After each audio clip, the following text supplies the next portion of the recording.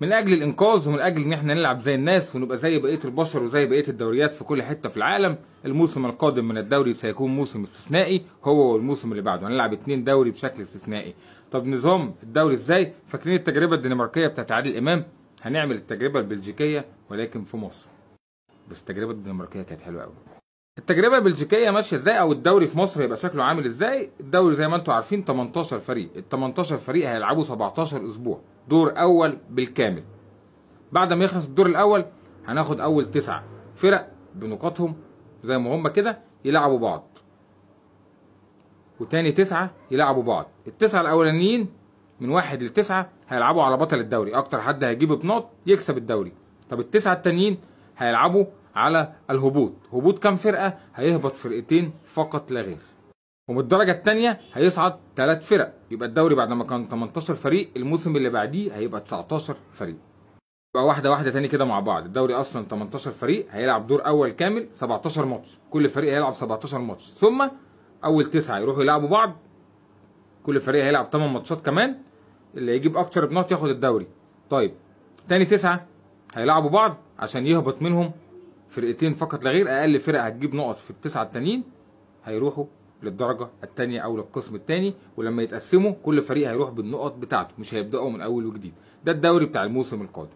طب نظام الموسم اللي بعديه اللي هو 25 26 هيبقى 19 فريق، هيلعبوا دور اول برضه بالكامل. بعد الدور الاول ما يخلص اول 9 فرق هيلعبوا على بطل الدوري، وال10 فرق التانيين هيلعبوا على الهبوط. بس هيهبط كام فريق بقى؟ هيهبط 4 مش 3، عشان عايزين نرجع عدد فرق الدوري زي ما كان. هيهبط 4 وهيصعد 3، واللي هيكسب فوق يكسب الدوري، و4 هيهبطوا و3 هيصعدوا، ويرجع جدول الدوري 18 فريق. ومن اول موسم 26 27 هنلعب دوري منتظم، دوري زيه زي اي حد في العالم، دوري من دورين عادي جدا 18 فريق بشكل الدوري المصري العادي، ولكن بدون الحاج عامر حسين بقى والناس دي والتأجيلات والكلام ده كله. في شركه جايه مصر، هي شركه اجنبيه، هي اللي تحط جدول الدوري، والامور هتمشي بشكل جيد جدا. المفروض على الورق حتى الان هي تمشي بشكل جيد. هل ده لما نيجي نطبق هيبدا بشكل جيد، ولا هنشوف تأجيلات وحوارات زي ما احنا متعودين وشغل الحاج عامر حسين هيرجع تاني؟ الله اعلم.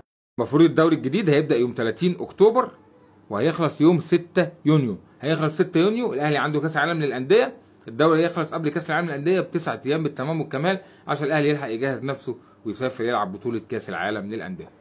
ده شكل الدوري المصري الموسمين الجايين. الانديه النهارده كانت اجتماع بينها وبين رابطه الانديه واتفقوا على الشكل ده وكله وافق. في ناس اعترضت على موضوع الهبوط والكلام ده كله، لكن في النهايه تم اقرار النظام ده وهنشوفه متطبق من يوم 30 اكتوبر. جدول الدوري هيتعمل في اول 10 وهنشوف الدنيا هتمشي ازاي، ويا رب نشوف دوري مصري منتظم، دوري مصري جيد في كل حاجه جيده. خلينا نشوف ايه اللي هيحصل الفتره الجايه باذن الله.